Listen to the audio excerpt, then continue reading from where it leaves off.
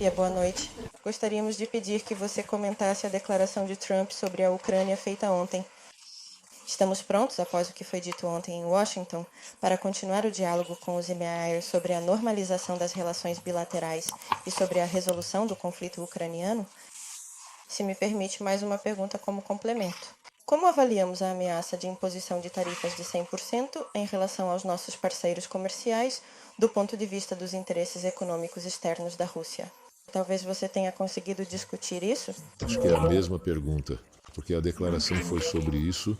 Conseguiram discutir isso com o lado chinês hoje? Nós, de um modo geral e abrangente, nunca traçamos a nossa linha de conduta em detrimento dos interesses nacionais mais vitais, em detrimento da segurança e da estabilidade do país. E as operações militares especiais têm exatamente esse objetivo: eliminar pela raiz, ainda no nascedouro, aquelas ameaças que não foram criadas em um dia nem em um ano, mas ao longo de décadas pela Aliança do Atlântico Norte bem nas nossas fronteiras. E a Rússia alertou repetidamente. O presidente dedicou inúmeras falas e declarações a esse problema e, infelizmente, não foi ouvido. Mas, ao que parece, isso apenas confirma o que o presidente Putin disse recentemente em entrevista a Pavel Zarubin sobre como evoluiu a sua percepção e a nossa percepção coletiva das relações com o Ocidente, quando no início parecia que bastava eliminar as divergências ideológicas e tudo ficaria bem. E depois ficou claro que a questão não era ideológica, mas que o Ocidente nunca, independentemente de qual ideologia fosse praticada no Império Russo, na União Soviética ou na Rússia pós-soviética, foi movido por outra coisa senão o desejo de contenção geopolítica, supressão ou até mesmo a destruição militar direta da Rússia, como já aconteceu várias vezes na história. Por isso, é claro, como disse Dmitry Peskov, queremos entender o que está por trás dessa declaração. 50 dias. Antes já houve prazos de 24 horas e também de 100 dias. Já passamos por tudo isso e realmente queremos entender o que motiva o presidente dos Estados Unidos. Está claro que ele está sob uma enorme, eu diria até indecente, pressão da União Europeia e da atual liderança da OTAN, que apoiam de forma descarada as exigências de Zelensky de continuar a abastecê-lo com armas modernas, inclusive ofensivas, às custas cada vez mais prejuízo aos contribuintes nos países ocidentais. Por isso nós temos um ditado, sabe, não cave uma cova para o outro. E quanto às sanções que a União Europeia impôs agora, e que estão sendo preparadas novamente em Bruxelas, tentando arrastar também os Estados Unidos para esse redemoinho de sanções. Mas o presidente Trump explicou de forma muito clara que quem vai pagar por tudo isso será a Europa. Tudo isso, é claro, já causou um prejuízo muito sério à economia europeia. Analistas, economistas e politólogos europeus sensatos e objetivos reconhecem que quem sofre o maior prejuízo é, antes de tudo, o autor desta guerra de sanções. Nós, afinal, já foi anunciado contra nós uma quantidade sem precedentes de sanções. Estamos dando conta, não tenho a menor dúvida de que vamos conseguir superar isso. Essa conclusão também se baseia na avaliação e análise de economistas e políticos independentes, inclusive de muitos ocidentais. Portanto, quanto a isso, sim, mas nossos parceiros comerciais ouviram o que foi dito. Mas dificilmente eles podem agora prever suas ações. Eles têm obrigações internacionais.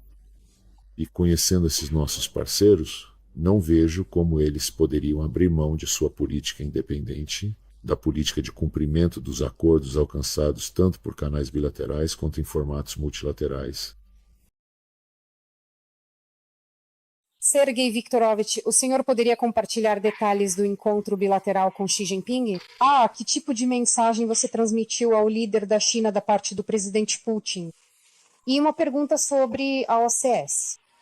Quais países atualmente demonstram interesse em se juntar à organização? E quais de suas iniciativas poderiam ser úteis para reduzir os riscos de escalada de crises geopolíticas, das quais já há o suficiente? Aqui está a segunda parte. Quais organizações quais organizações, a quais países demonstram interesse em se juntar à OCS, quais iniciativas poderiam ser úteis nos dias de hoje, considerando os riscos de escalada de crises geopolíticas?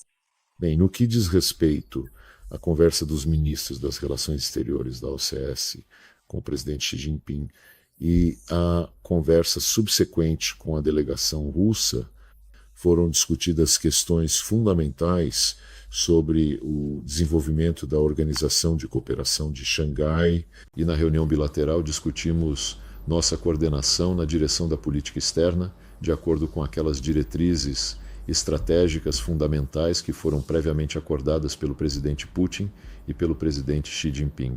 Bem, entrar em detalhes tenho certeza de que vocês entendem. Não iremos.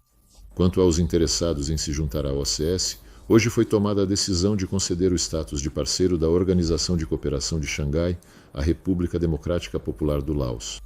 Como já disse, a maioria desses países interessados participará do novo formato que acontecerá imediatamente após a cúpula da OCS em 1º de setembro. Esse formato é chamado de OCS Plus.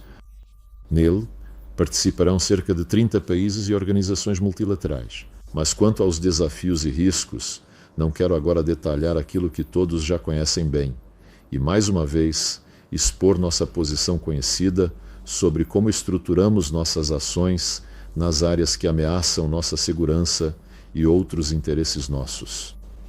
Tudo isso é bem conhecido. Sergei Viktorovich, boa noite. Eu gostaria de perguntar sobre o Sistema Regional de Segurança. Esse foi um dos objetivos da criação da OCS. Com base nos resultados das negociações de hoje, foi possível alcançar plena prontidão para a realização de operações antiterroristas ou de manutenção da paz? Se você prestou atenção, abordei esse tema em minhas palavras introdutórias. Atualmente existe o Centro Regional Antiterrorista da OCS, que tem trabalhado ativamente, mas recentemente foi considerado apropriado ampliar o mandato da estrutura, que será responsável por novos desafios e ameaças, levando em conta a estreita ligação do terrorismo com o crime organizado, especialmente com o tráfico de drogas.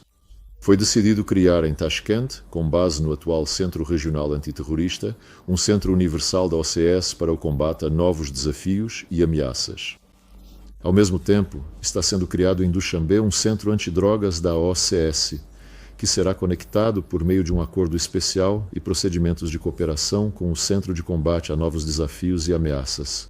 E em Bishkek será formada uma estrutura voltada para o combate ao crime organizado. Esse trio de mecanismos, após a reforma, criará oportunidades adicionais para a repressão eficaz do terrorismo, ameaças associadas à imigração ilegal também frequentemente resultam em atividades extremistas e terroristas. Então, espero que nossos presidentes aprovem essa reforma